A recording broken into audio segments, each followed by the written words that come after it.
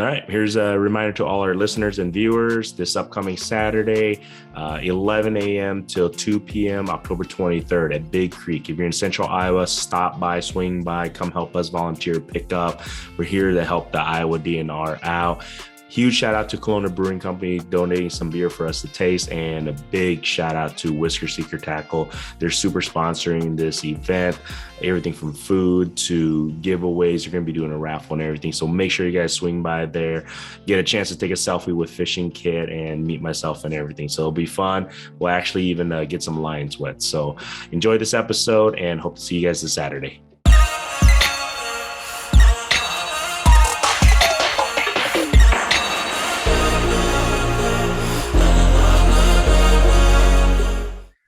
So, but yeah, like I said, just, man, that is a big boy. Is that a 32 ounce? Is that a crowler?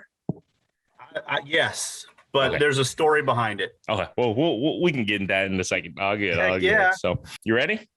Heck yeah.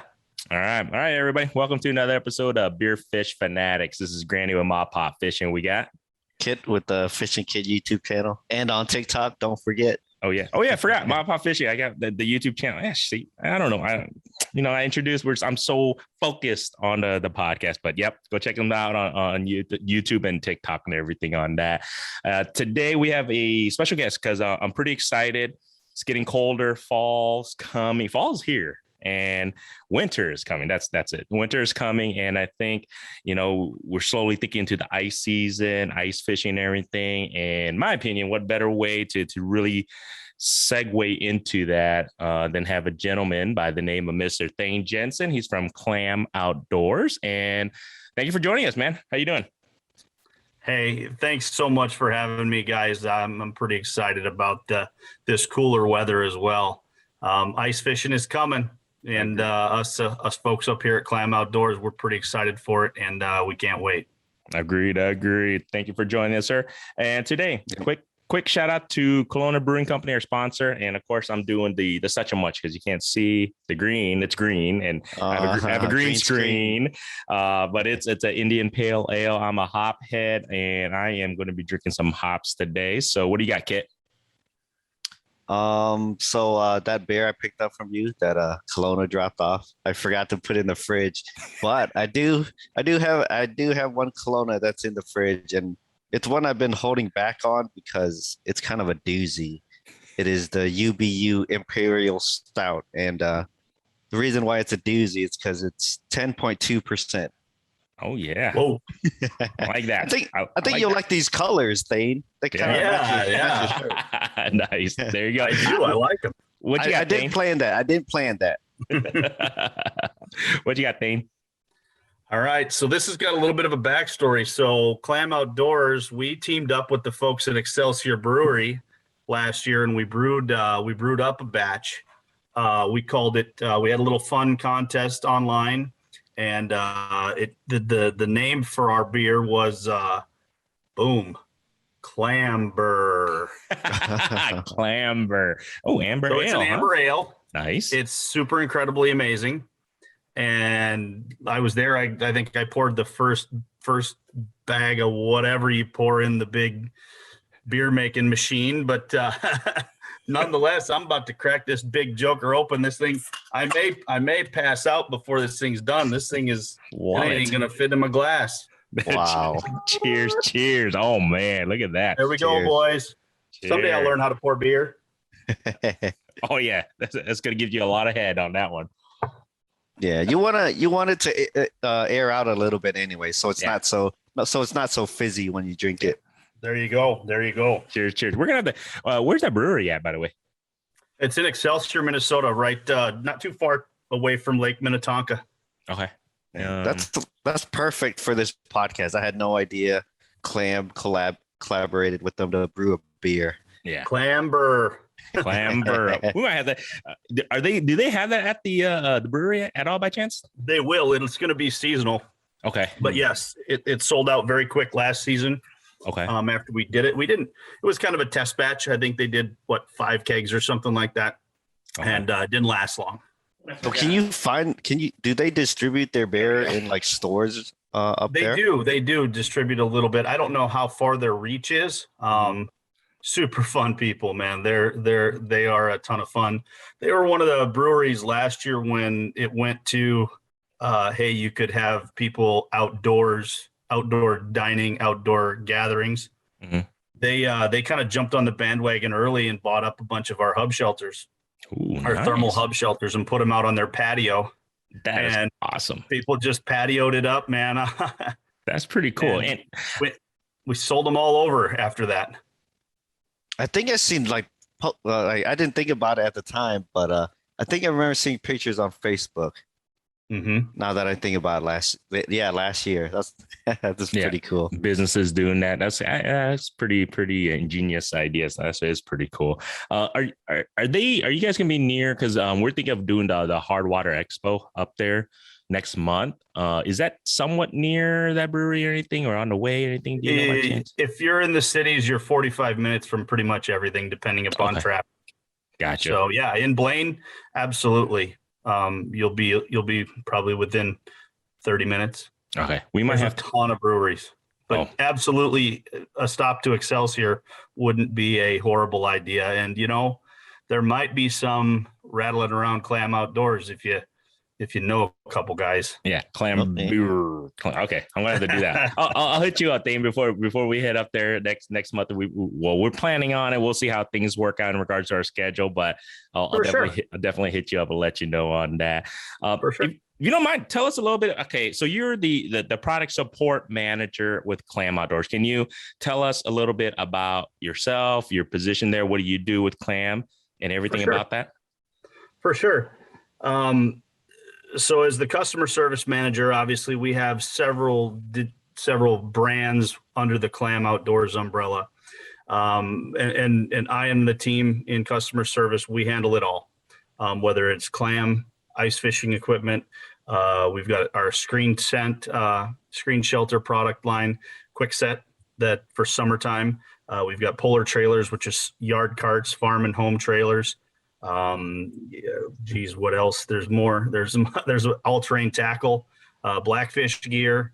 So we kind of got our hands on a little bit of everything to become a well-rounded company instead of just a one season. So that's kind of my deal. Like I said, I and the team, we handle all the incoming consumer-related calls. There's another team that handles all the retail support, so they'll deal with our large and small retailers and distributors.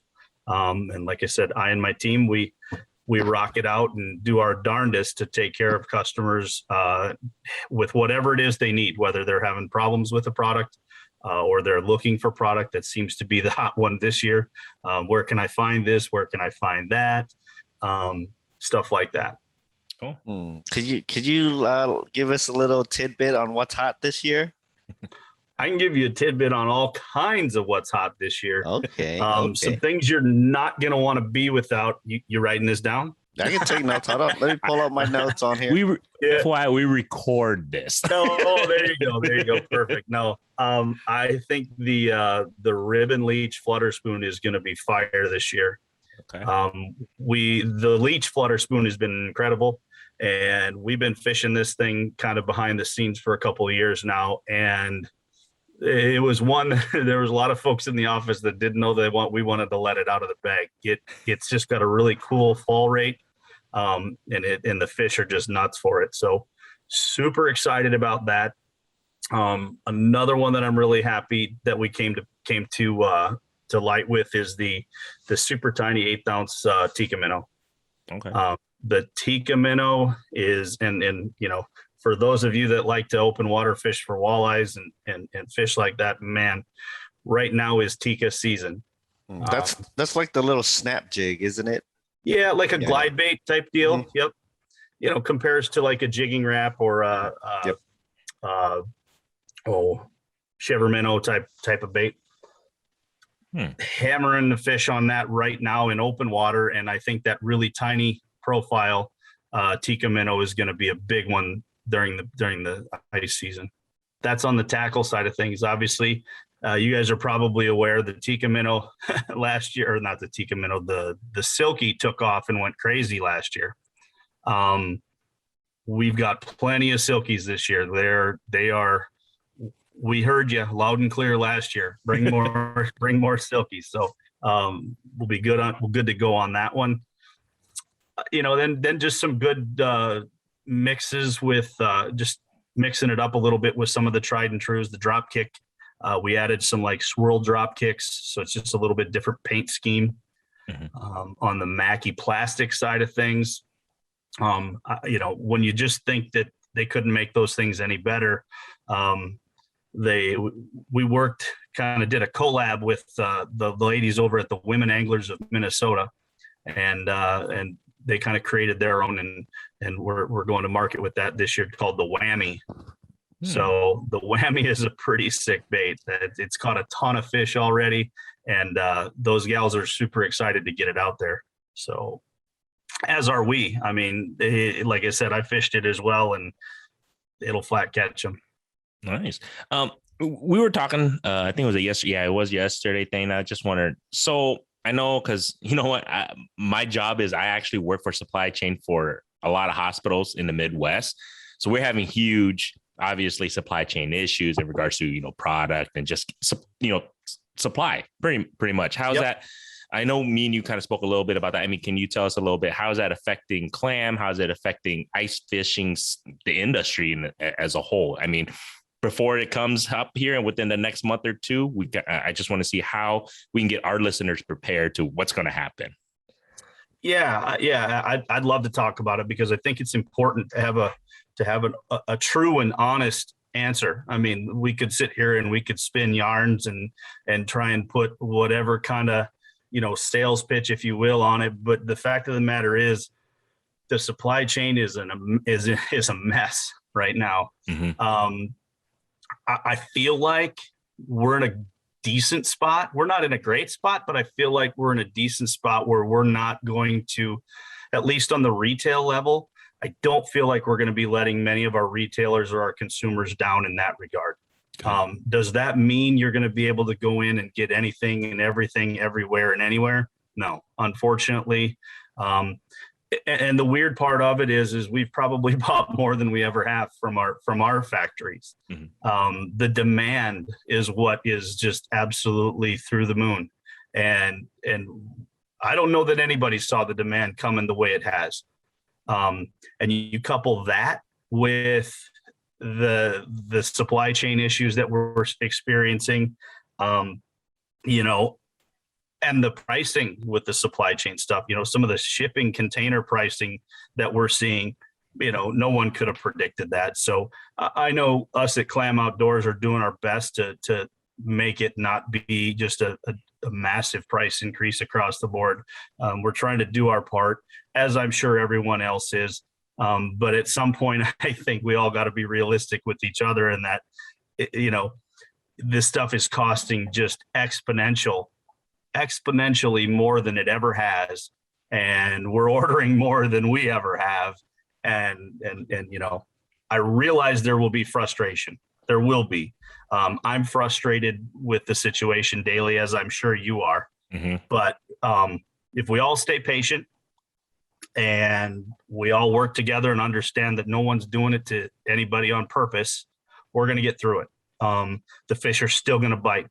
They're going to bite the baits you have in your tackle box right now. I want you to go get new ones, but if you can't get the ones you want, they're going to bite what you have. So hang in there, and we're going to get through this just fine. Cool.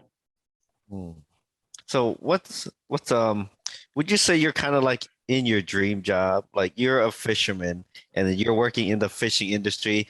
Like, we've talked to a few other guys in the industry and they all love what they do. I mean, I can imagine you feel the same way as those other guys do. Oh, for sure.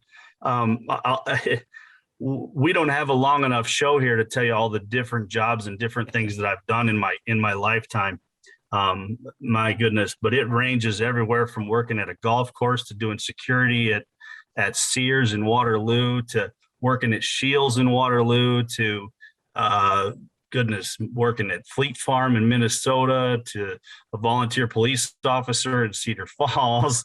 To tell you, worked at a cabinet factory. I was a cabinet sales guy, and at the ripe young age of 40 years old, I finally landed a job at Clam Outdoors, kind of on a wing and a prayer, to be honest. They had no idea. I had just closed my business. I was a kitchen and bath cabinet sales rep, and I had just shut that business down after 10 years during the housing crunch, and I just needed something to do. I said, I don't care, whatever. And they're like, yeah, okay, whatever. Well, later, like 2 weeks later, I got a phone call or an email and said, hey, we've got a little project, probably take about 3 months. If you want to come in and help with that, we'd be happy to have you. And I just didn't turn back, gentlemen. Once I got in the door, I said, well, I'm not leaving. Yeah. So, yeah, and it's been a blessing. It really has. It's a great group of folks that I get to work with each day. Even on the bad days, when I'm talking with a customer that's not having a good day, something's not working right. We always have that one thing in common, and that's fishing. But now we have two. We have beer. Beer and fish. That's why we call it BFF, beer fish fanatic. There you go. I like it. You can't go wrong with BFF. We're BFF. You can't go wrong with that. Yeah. Well, and I've been blessed. This position, this role has taken me to so many cool places and got to meet so many cool people like yourselves. 3 weeks ago, I was in Kansas City with the folks at Traeger at the American Royal, which is the World Series of barbecue. Wow. The Forest Wood Cup with Blackfish. I was down there a couple of years ago, so truly blessed and truly honored. And it took me to 40 years old, boys, but here I am, and I'm going to ride this one out. Hey, I respect that. I hear you. It would be a dream, obviously, to fish for a living or be in the industry. I think in a way, I think that's kind of why we started this podcast in a way, is that we got at least a step in there to meet people like to meet people like yourself, just others in the fishing industry. It's really cool. Like, I think we tell a lot of people that we meet and talk to. I even tell my wife, I go, no, we're not making a living doing a podcast, but what we get to do is something that we get to experience and meet people that we in no way we would ever have met in the industry. And just like, the amounts of knowledge in the fishing industry, and then it's something that we completely love. And then to be able to do this just for fun in a way and just kind of and build upon it, I think is pretty cool. And like you said, that's pretty badass that, you got, like Fishing Kit said, you get to do something that you completely love. You're in the industry. Yeah. Well, and the cool part is you guys are going to experience this if you do come to the show or any of the shows. Those that you have talked to or had on your show as guests are going to be like, hey, how's it going? You're now your buddies, and you walk around a show and shoot, the street cred, man, it builds like that. Not that I'm worthy of any credibility, but you know what I'm saying. Yeah. Definitely. And it's just, that's why we're going to go up there. I hope we get an opportunity next month.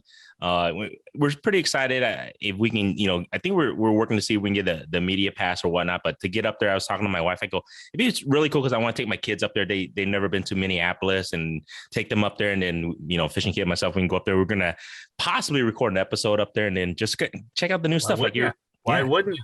Exactly. And then, like you said, go check out some new stuff, maybe spend a little money here and there and buy some new stuff. I don't know. You know how that goes.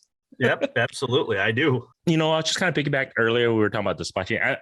The demand, like you were saying, because it's a huge demand. Have you seen a huge growth in regards to ice fishing the past couple of years?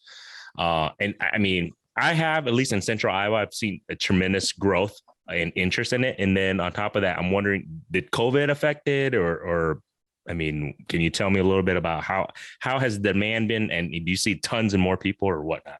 I would say all of those things are true. I have seen the impact. I've seen it. I've seen, anglers growing. I've seen outdoors men and women growing.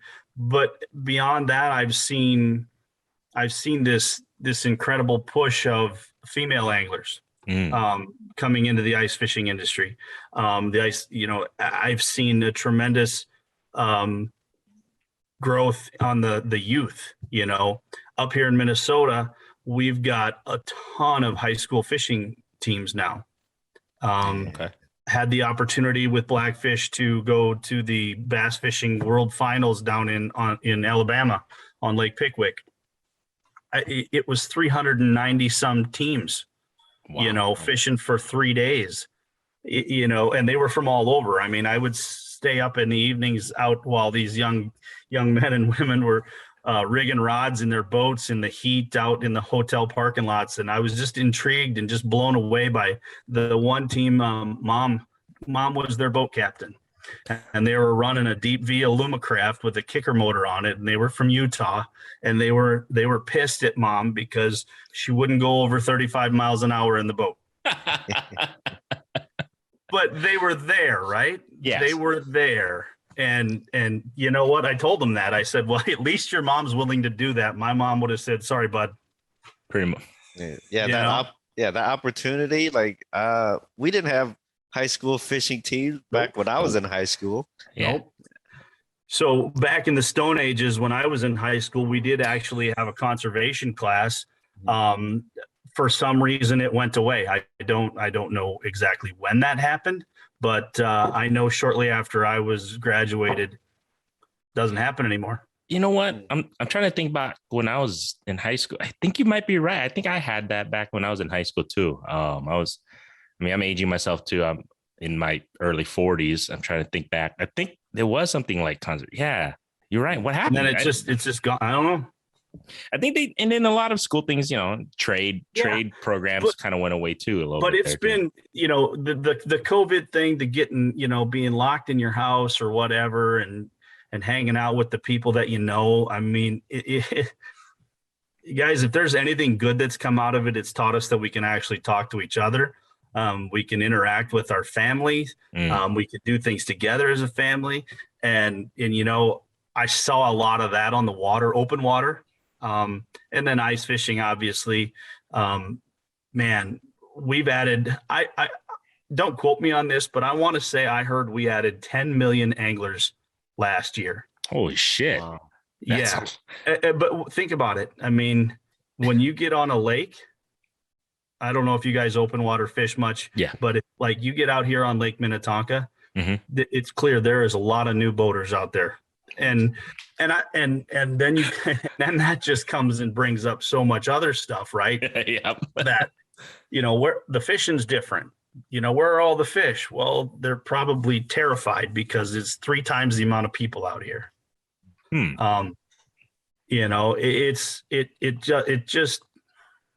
It's good and it's bad.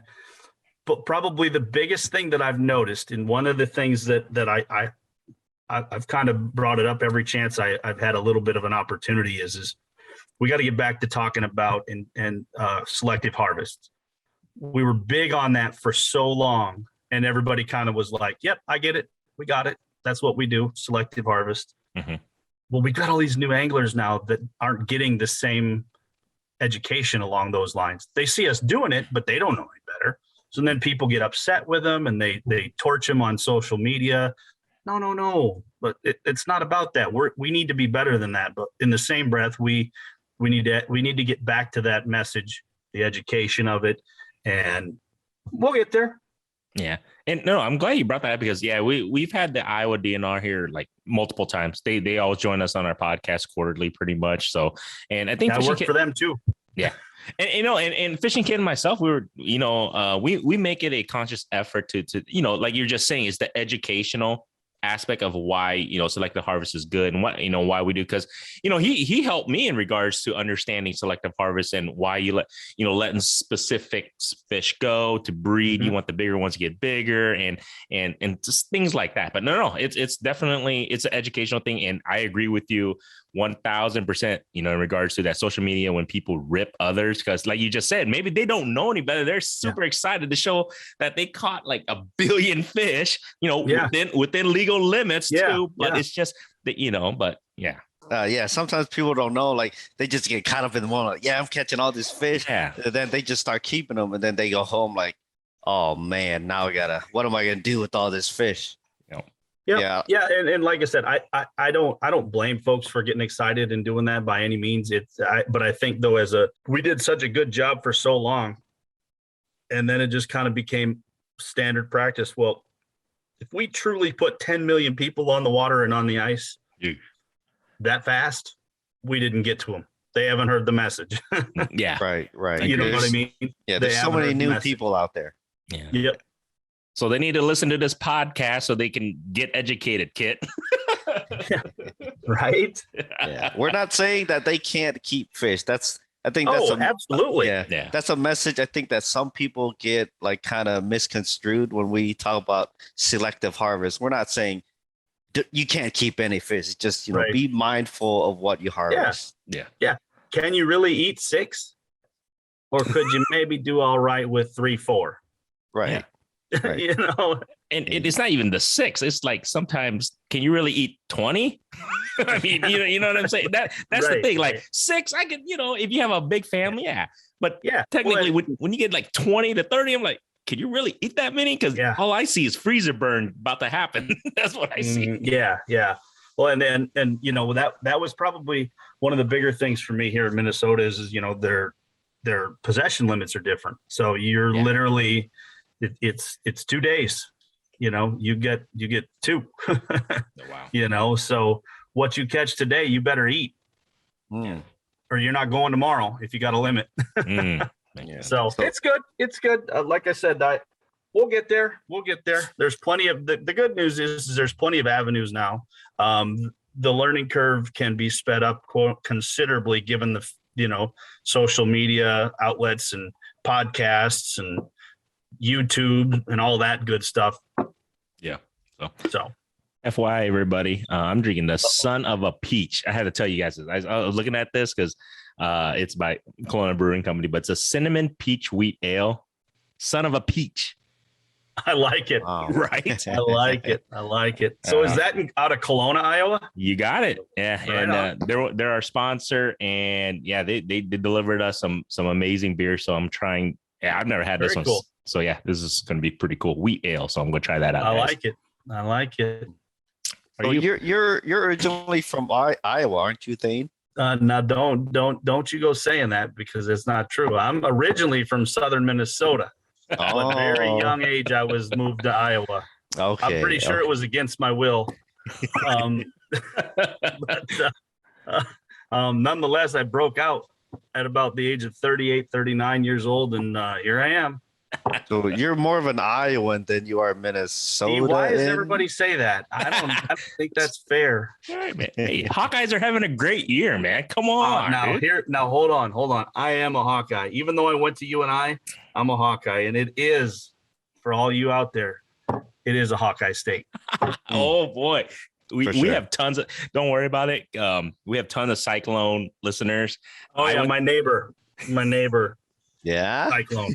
Thayne, I went to Iowa State and I was still rooting for the Hawkeyes at Iowa State. So all my friends pretty much hate me, but See, you're a smart fella. it is what it is. Like you just said, it is a Hawkeye State. Oh man, we're going to get some hate. At least Kit kind of like Cyclones, maybe. I don't know. Yeah. I think I'm more of a Hawkeye, but I don't know. They're both Iowa teams. If they're both winning, I'm happy. Agreed. That's one thing. I do root for every Iowa team except when they play out the Hawkeyes, obviously. There you go. But other than that, I root for everyone. And in full disclosure, I'm a big hockey guy, huge hockey guy. Okay. So I'm a big Gopher hockey fan, and I'll root for the Gophers if they're not playing Iowa. But yeah, There you go. for the most part, I'm a Hawkeye. Nice. Awesome. Cheers. Cheers to that. Freaking what? The big game this weekend. It is a big game. Well, I don't know when we'll never release this episode, but hopefully if I'm not too sad next week. We'll see after this weekend. Who they got?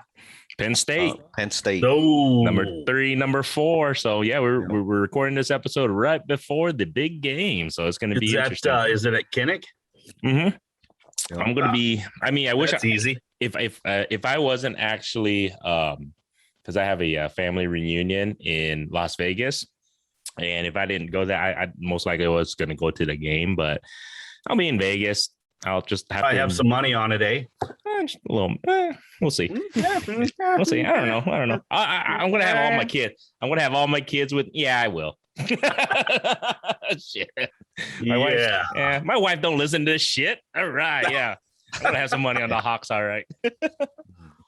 Thank you for joining us at Beerfish Fanatics. And this episode is actually brought to you by Whisker Secret Tackle. So make sure you guys go to whiskersecret.com for all your catfishing gear.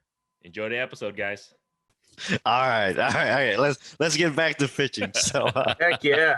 So what type of fishing do you typically do, Thayne? So I prefer to walleye fish. I'm kind of a walleye guy. I run a 18-foot 9-inch Lund Pro V walleye boat, the glass version. And I like big water, Mille Lacs, Leech, Lake of the Woods, stuff like that. Living where I live, working where I work. I've had some fortunate opportunities to be asked to help out with corporate guide trips. Those typically take place on metro lakes like Lake Minnetonka. And they're, usually your 3-4 hour trips. You've got folks that aren't super avid anglers. They're just, their company is taking them out on an event and boom, now we're bass fishing. So I'm kind of a bass fisherman, walleye fisherman, and I don't know what's going on, but for some reason Thursday I'm going to be a muskie guide. Oh, I told the guy, I said, I'm telling you right now, I've got two, one on purpose and one on accident. Give it a go. It's a corporate trip. So they're like, hey, I'm going to give you 3 spots. You go there, you have your clients throw this, and this, and away we go. So it should be fun. That'd be interesting. So do you prefer walleyes and bass? Yeah, walleyes and bass. So do you prefer ice fishing or open water fishing? I love ice fishing, man. I really do. Here's the crazy part about working in the ice fishing industry. Don't get mad at me because I don't want anybody's dreams to just go flying out the window. But we don't get to fish a whole lot. Oh. So don't get me wrong, we fish, but last year was a different year because we didn't have shows and whatnot due to COVID. But this year shows are back on a typical year. I'll sneak out early, like Thanksgiving, like the Saturday after Thanksgiving, and run up to Upper Red Lake and get my walleye fixed quick. And then I'm pretty much shut down till January. Oh, Just because we're busy, right? I mean, people don't understand the type of, Clam Outdoors has been around for a long, long time. And probably some of our customers' most prized possessions are, that fish trap sitting in their garage. And, we talk a lot. We get excited about the new stuff, but when a customer calls, they always want to tell you, oh, I've had this thing for 20 years and it's still in great shape. You know what I mean? So we can't forget about that. But yeah, so we'll get 300 calls a day. Wow. That's or great. more.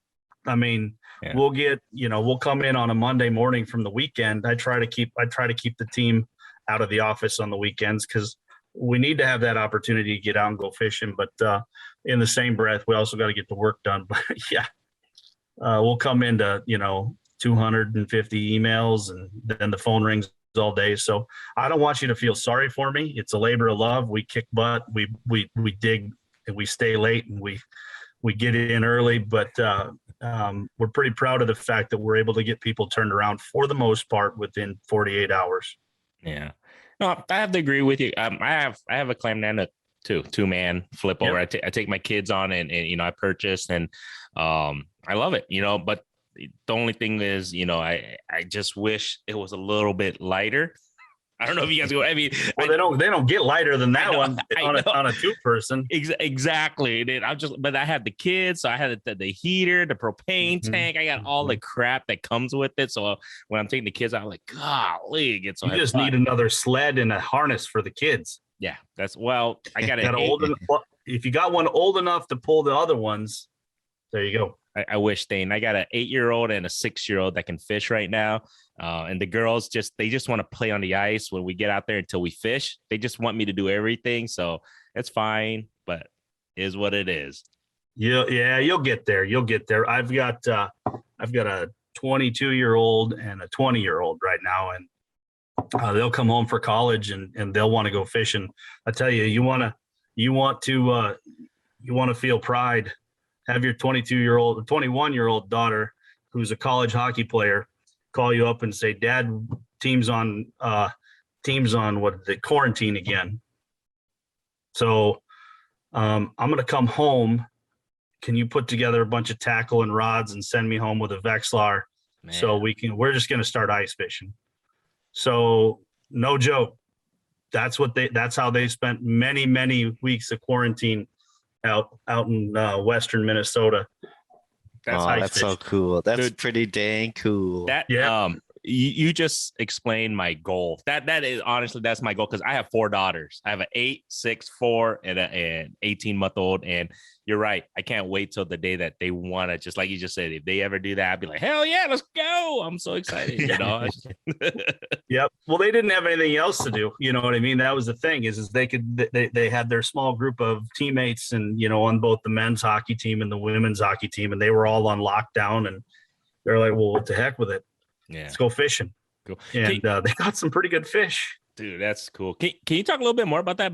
Because you mentioned about like females, because I'm interested obviously with having all daughters, but you were saying females are getting more into whether it's ice fishing or fishing. Yeah, we're seeing just a tremendous growth within that segment. And it's super awesome. But it's also super challenging because it's a whole different mindset. You know what I mean? Okay. Typically this industry is a lot of men, and you ever try and figure out what your wife or your kids are thinking? Kid doesn't have that problem. Kid doesn't have that problem yet. He's still single and available. You just have to be a really good listener is what it boils down to. Do what you're told. No, you know what? I just was at the Women Anglers of Minnesota organization, just had their members meeting and get together fundraiser on Saturday. My wife and I went over there and I gave a little spiel and chatted with the ladies, and you know what? Their passion is incredible. And I love it. And it's electric and it's really cool. That group, I'm not even going to try and suggest how many or how long they've been around, but I would bet they're pushing 700 to maybe even 1,000 members. Wow. Yeah. They're awesome. There's another really active group out there, Wisconsin Women Fish. One of our pro staff, one of our ice team pros, Barb Carey, kind of heads that one up.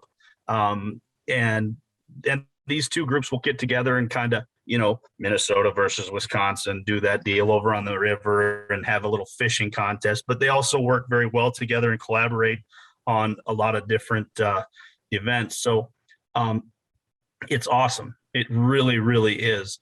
Now, it presents some challenges. When you've been doing things one way, you have to kind of scramble the brains a little bit and say, okay, no, we maybe need to do this. Mm-hmm.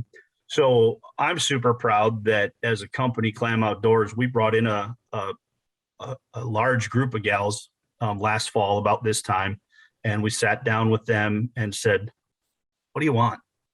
Tell us. We're gonna listen. Tell us what you want. Tell us what you need. Tell us what you would like. Not making promises, and we're not going to go from here all the way to there, but we're going to start working towards it."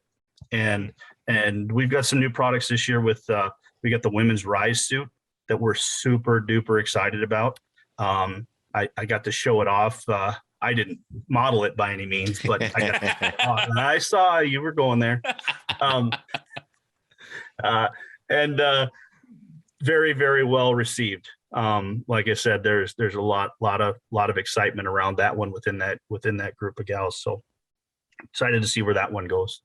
But and I think it's just going to keep growing. The cool part is I think the men of our sport have embraced it as well. They're like, hey, come on along, whatever. This is good for the sport. This is good for everything. And that takes me to just kind of the motto and the mission of Ice Team anyway, and Clam Outdoors is, I really don't care what you're fishing with, just get out there and fish. Doesn't have to be our product, because eventually somewhere along the line, you know, you're going to be needing something that we offer. So just go fishing. Yeah. That's all we care about. Yeah, I feel like if anyone, like anybody that's ice fish, I think, you know, Clam's been around for so long and they got like their reach is pretty big. I feel like if anyone that's ice fish, they've come across or used like some kind of Clam product. Yep. Yeah. Yep. And that's also our motto is, you know, we may not have the highest of end product here or there, whether it's a rod, you know, you got your full custom $300 ice fishing rods, right? It's just a small part of the market. We're going to cover the angler from the casual angler that goes maybe twice a year all the way to someone that's going every weekend. Mm-hmm. We've got something to fit their price point, their needs, and get you out there and get you back safe, have you comfortable while you're out there, and put a product in your hand that's going to help you be successful. Yeah. Right. Yeah. Not everybody can buy all the high end stuff.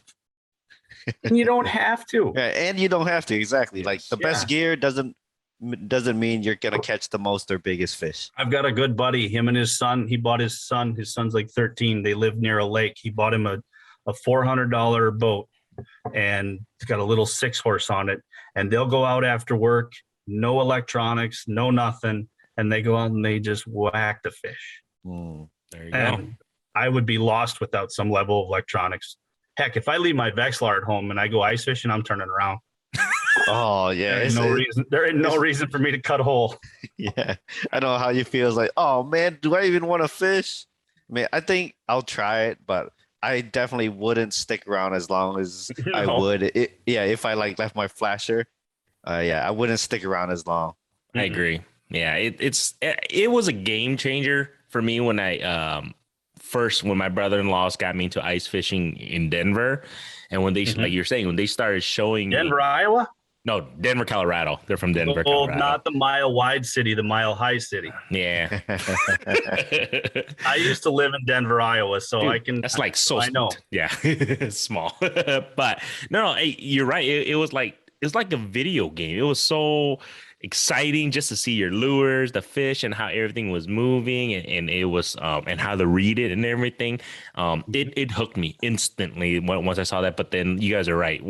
Sometimes when we're fishing and we're in a big group, or my buddy, or like he's saying my flasher just stopped working or out of battery for whatever reason, it's just like, gotta go. Yeah, it's just like, man, I'll stay another 20 minutes and I gotta go. Does that make us less of fishermen? See, yeah, that's a good question. I don't know. No, I would say it just makes you efficient. Yeah. Fish smarter, not harder. There you go. I love it. Oh man, that's too funny. Does Clam, are you guys doing anything more in regards to like open water or anything too besides just ice? Are you guys going to focus anything on? I'm just curious if you guys are in the future. No, for sure. A couple years ago, we came out with the Clam Pro tackle on the tackle side of our business. We came out with a full tungsten round ball jig. Mm-hmm. So it's just your typical round ball, long shank hook, minnow jig. Perfect for walleye fishing, crappie fishing. Heck, I'll even fish a Ned rig with it in the summertime, or jig worm. It's tungsten, which is amazing, which also means it's a little pricey. But you don't want to be fishing it in the river and the rocks. But if you're in a place where you're not too terribly worried about getting hung up and breaking off, give it a look. It's incredible from the standpoint that we all know how tungsten is 30% heavier than lead in the same size, or in a smaller size. So you can fish a smaller diameter, which is perfect for those river systems where you've got current, because the profile is smaller and it doesn't affect the bait that much. That was kind of our first jump into it on the open water side. Since then, we really haven't done a whole lot. The Tikka Minnow kind of crosses over and does a little bit on both sides of the spectrum, which is cool. Okay. And then we started. We did an open water net. The Clam Fortis net is pretty cool net. You're starting to see them all over up here. I mean, we sold out of them. Everyone thought it was a mistake. We were out of them as fast as we were this spring. It's like, seriously, they're gone already. But yeah, the Clam Fortis net is it's pretty cool. It has a unique yoke system, so when you put you don't have to like push on a specific button or pin to get it to extend. It has almost like, I call it a crash bar, like when you're opening a door that you push the door and the whole thing kind of, the bar goes in and the door opens. Anyway, same type of scenario. You squeeze that together. You've now pushed down all three of the pins, and you can adjust the net. So very nice set of nets. And like I said, they're flying off the shelves. Got a brand new one out there for this season, 110-inch length. So the folks that like to troll crankbaits, long lining and whatnot, good for that. Cool. And that's really on the clam side. Obviously, Blackfish gear is pretty much all about, the summertime, and sun protection, rainwear. We've got some really exciting stuff with Storm Skin just coming out, which is a waterproof lineup of soft shell garments. So that kind of takes us also into that open water deal. So we're kind of hitting it from a couple different angles. Is there any like trends that caught you off guard, like whether that's with a certain bait or lure or like anything that Clam does? Like, is there anything that like surprised you, like, whoa, we didn't expect that to catch on like it did? The silky. Yeah. You guys familiar with that? I am not, honestly. I heard about it, but I've never. But it's like a mustache worm thing, right? Yeah, exactly. Yeah. But okay. So it's the craziest, coolest little piece of tackle you'll ever own. And last year they were like gold. And believe it or not, there was talk at one point of like, are we really going to sell these things? People going to buy them? Gens just kept saying, he's like, these things are incredible. They're incredible. They're incredible. So we did. And my goodness, holy moly, was it nuts. It's a little rubber ball, and it has 100% natural silk strands run through it. And what's cool about it is, as the longer the trailer is in the water, the silk will absorb the water. It doesn't float. Okay. So it becomes one with the water, if you will. So when it flows naturally, like almost like hair, I guess would be a good way to put it. It's neutrally buoyant. And it also will retain some scent. So you take some maggots, you put it on there, you squish them up good and gooey and gross, boom. Now you're you may catch 3 more fish after you've lost your bait, just because there's residual scent within that. Now they look like hell when they're just hanging out on your rod. When you get to the lake, you're like, ugh, that's nasty. But you drop it in the water and they come right back after they take on a little water.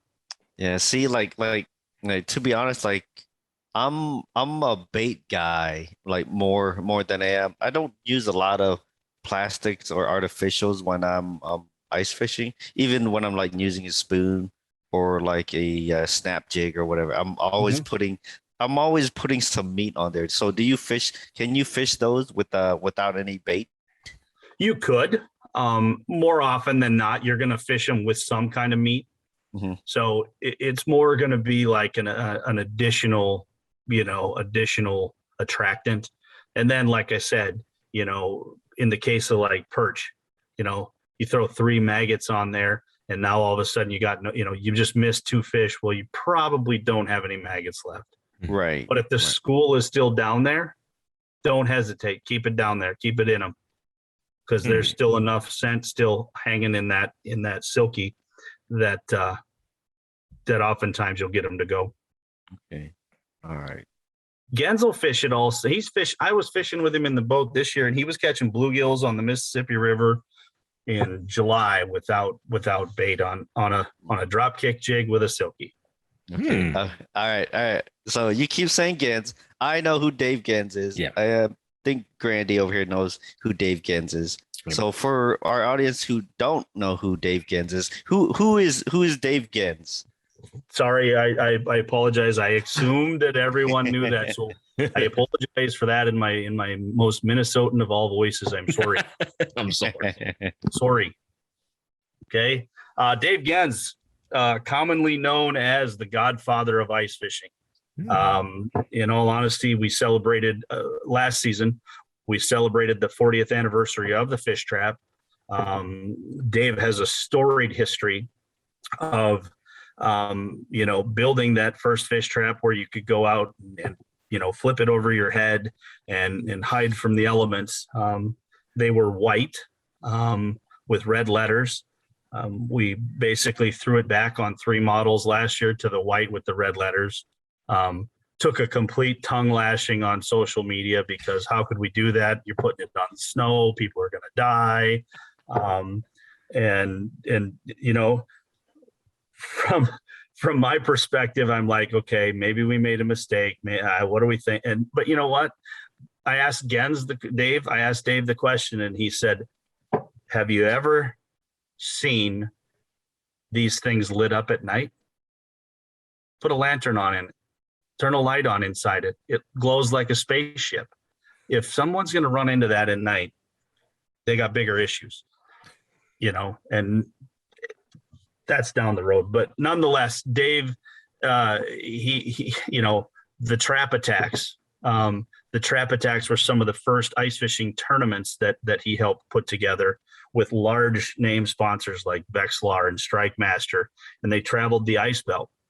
And those tournaments, guys, got to like $10,000 prize purses, and they were traveling all over, but not only were they bringing this following of very good ice anglers with them across the ice belt, teaching people how to ice fish and introducing them to all this new and cool technology.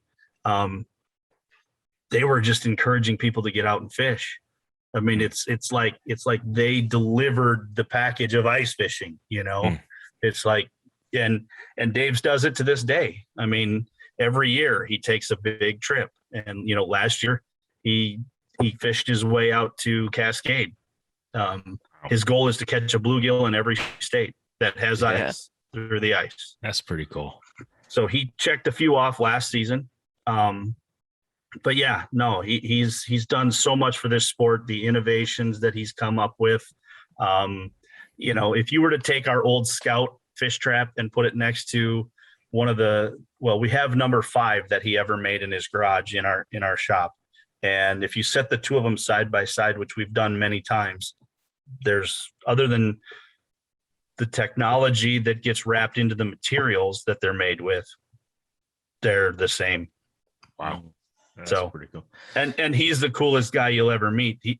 I was on a trip with him up on Lake of the Woods. We were lake trout fishing, and I'm like, where'd Dave go? And you can barely see him. He's like a mile down the lake, and he's just talking with a group of about 8 anglers. Just talking, just bullshitting. Yeah. He's just that guy. He's the Pied Piper of ice fishermen. He buys so much tackle each and every year, and when he sees people on the ice, he's like, hey, you catching fish? Nope. Here, try this. Right out of his tackle box. Wow. That's awesome. He is truly a good man. And if you show up at the show, look me up. I'll personally introduce you to him, even though I wouldn't need to. You could walk right up to him and no bubbles, no troubles. But if you want me to make the introduction, I'll happily do it. Oh, that's cool. That is pretty cool, Thayne. Yeah, well, we'll definitely let you know if we get the green light to go up there for sure next month. So I'll definitely let you know. If you don't mind, can you explain what the ice belt? I know what it is, but we have some listeners who down in Florida and California, Hawaii that probably don't ice fish. But what is the ice belt? I know I know what it is, but what is it? Can you explain that a little bit? So the ice belt is considered any, I guess it's kind of interpretive to each and every one, we consider it to be any place in the upper Midwest in Canada where you can fish through the ice. Now, keep in mind, there are a lot of states and a lot of locales that, heck, even Southern Iowa, sometimes y'all have a very short ice season. Yeah. If at all, you got to get brave sometimes down there to get on the ice, and sometimes it's not safe to do it at all. Think of the folks in Missouri. You don't have to get too far into Missouri, and they may not get an ice season. Illinois, Indiana, a lot of those states, and then a lot of folks think upper Midwest a lot. Well, when you think about it, we've got an ice team pro, Craig Euler, out in Rapid City in the Black Hills, typically for our crew, and he's on the ice. He'll probably be on the ice fishing.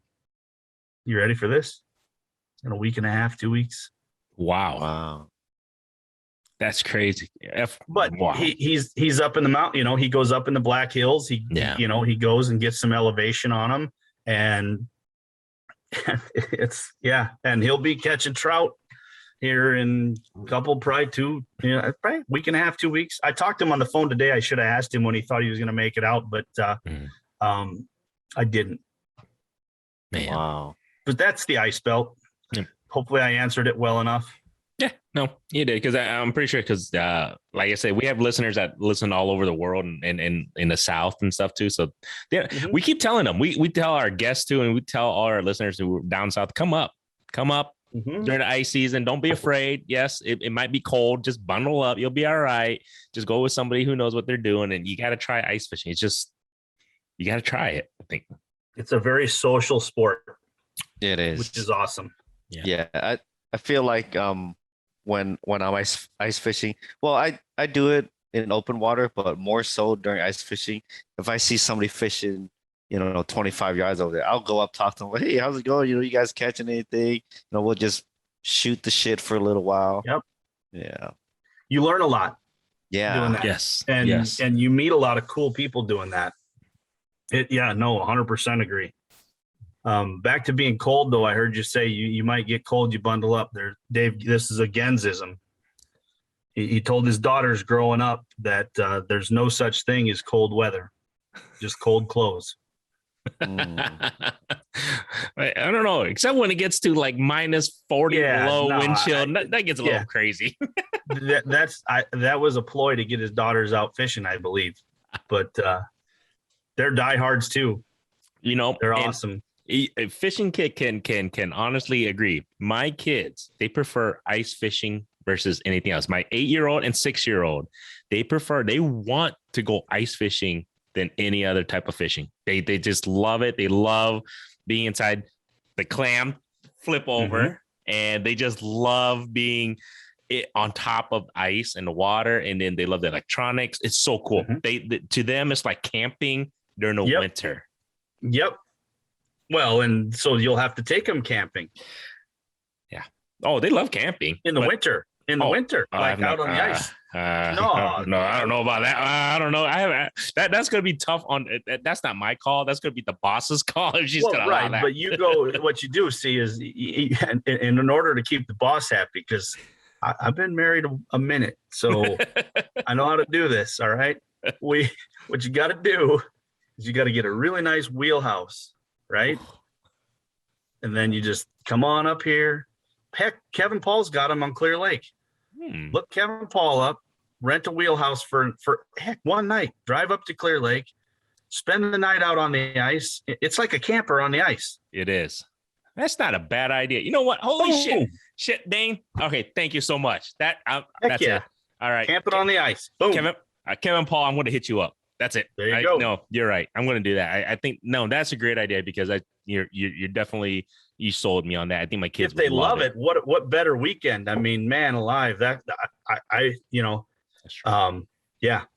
I wish I had weekends to pull that together. It's just never seems like it's, I go here for a day and then I'll go here for a day.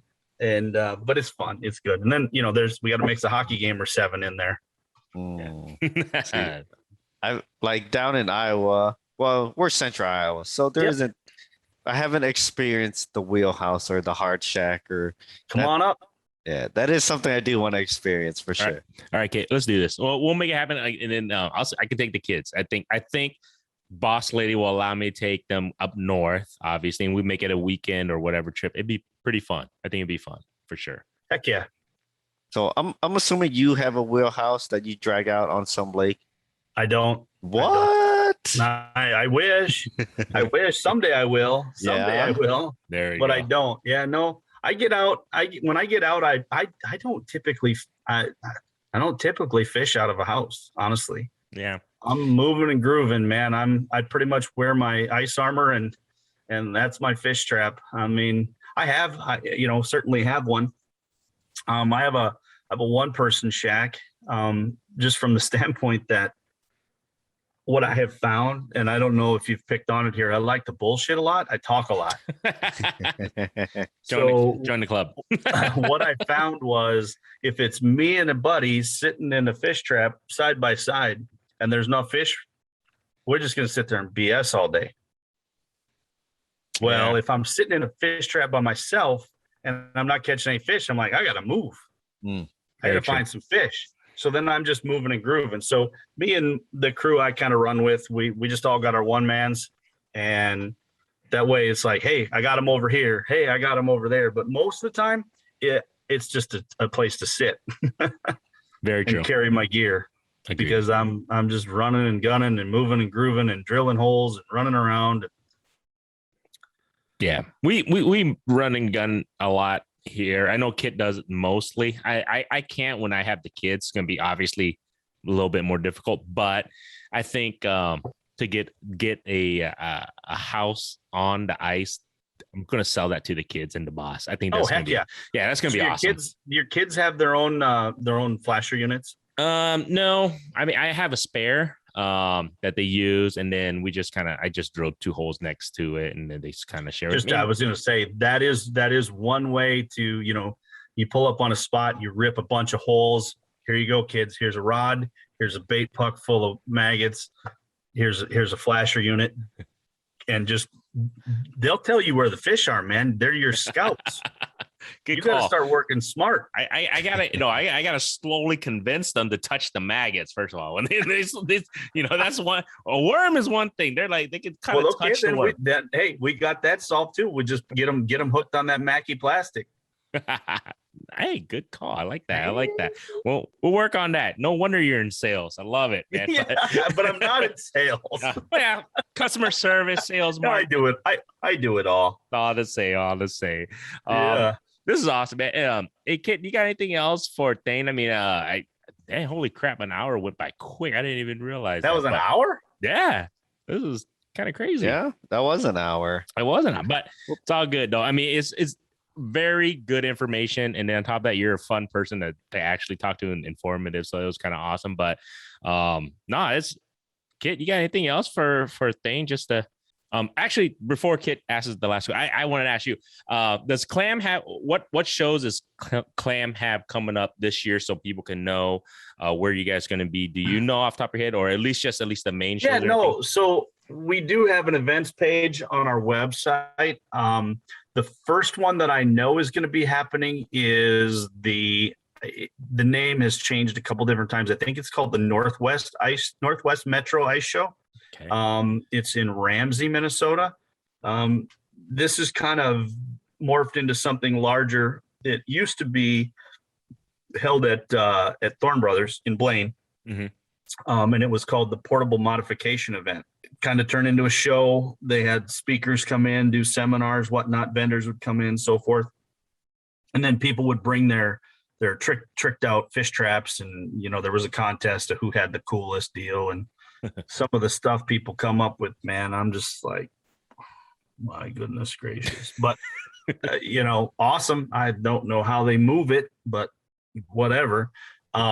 Really unique stuff. So they're adding on to the place of business, Thorne Brothers is. So ultimately it's been moved to the Adrenaline Sports Center in Ramsey. I believe that's like Halloween weekend. Okay. Wow. It's coming up. Or maybe, it's like in that October 30th. Okay. Then there's the Blaine Hardwater Show, or Hardwater Expo. Mm-hmm. Then you've got Sioux Falls, that would be a good one too for you, because it's probably fairly close. The Ice Institute. Yep. The Dakota Angler puts that guy on. Obviously, Kevin Paul's got his deal up at Clear Lake Bait and Tackle. We won't be there with the whole Dog and Pony show at all of these, but there will be representation from your brand there. Where else? The granddaddy of them all, the Super Bowl of ice fishing shows, the St. Paul Ice Show is going to happen this year at the St. Paul River Center.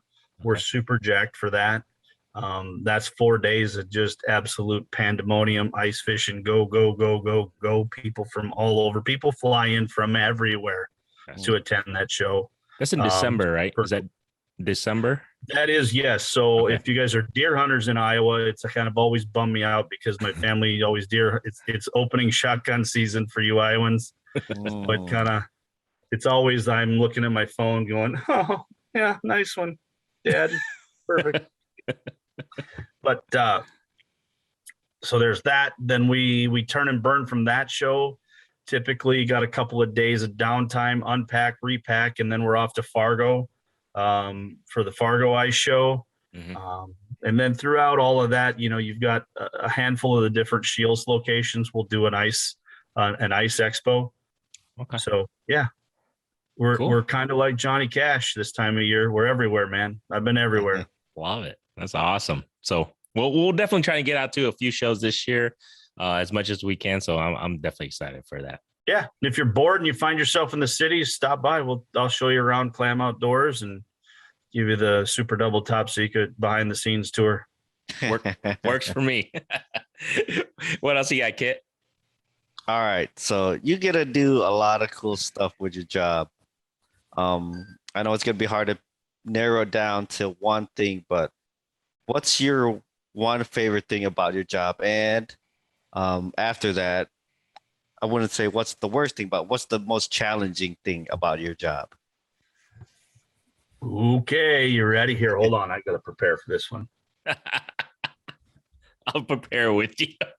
All right. Man. I guess you can start with either one. Yeah, no. So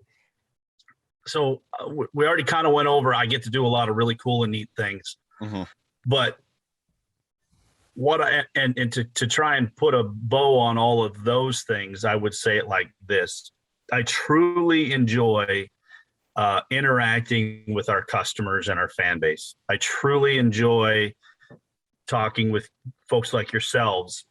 The Women Anglers of Minnesota group that I was speaking with over the weekend, working a show, dealing with customers. I mean, that is truly my favorite part of it, is representing the brand in that face-to-face, one-on-one arena. I'm not afraid to talk to anybody. I don't know if you've figured that out yet, but I don't take myself so seriously that I can't, make fun of myself or whatnot. I mean, I don't know if you saw at the state fair, I'm the guy that they'll come up to me. They'll say, Thayne, we want to do something on TikTok. And it's kind of crazy. I'm like, I'm in. What are we doing?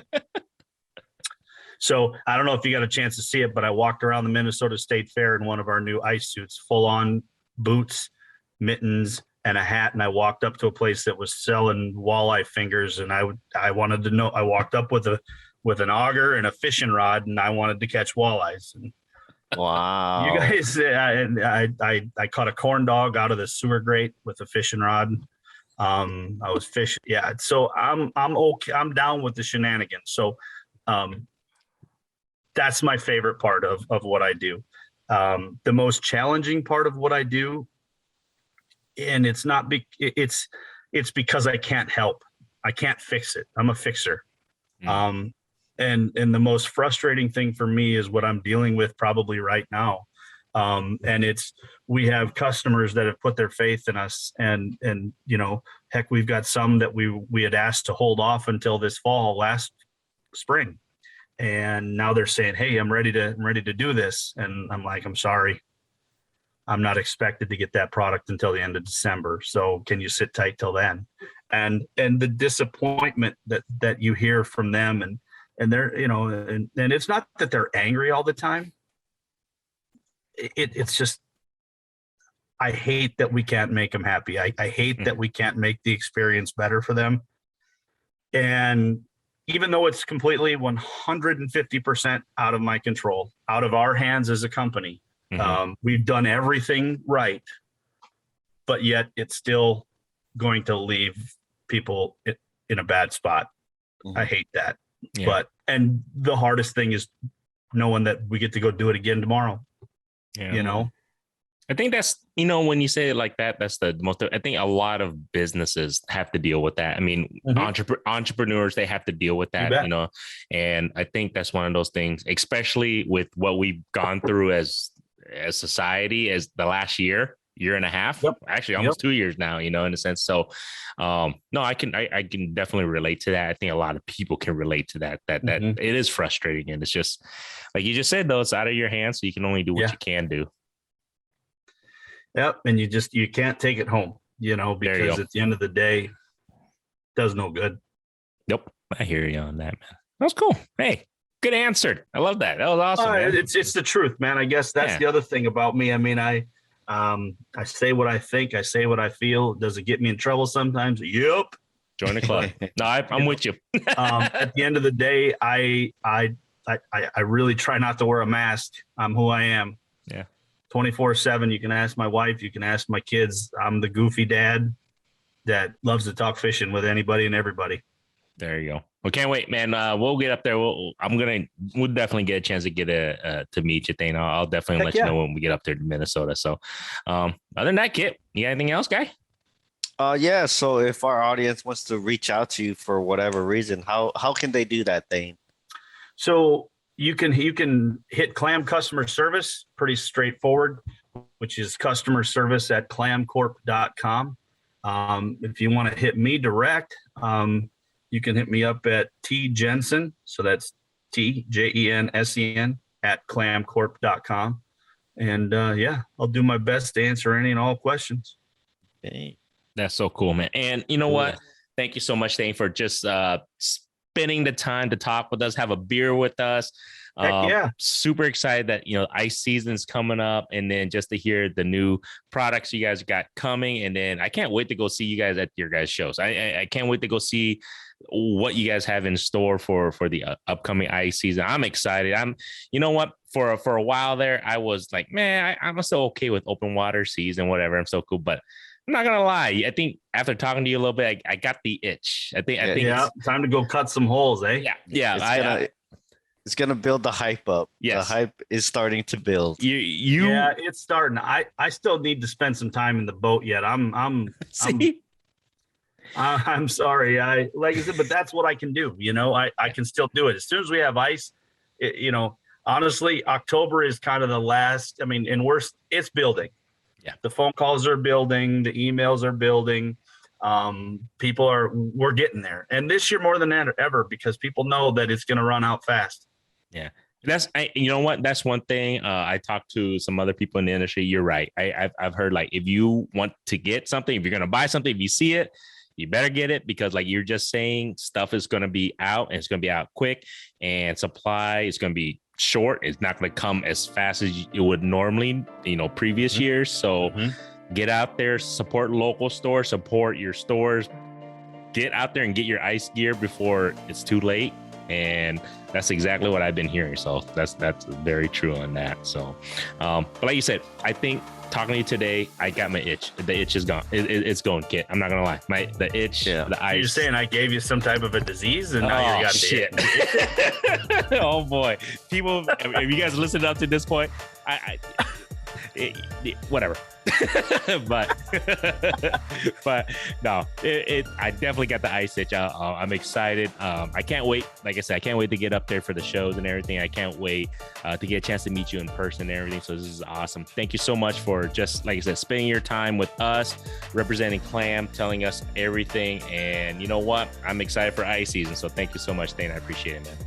Thank you guys. I appreciate you having me. And like I said, anytime. This was fun, and cheers. Got to have a nice beer. There Cheers, you go, gentlemen. Bro. Cheers. Right, cheers.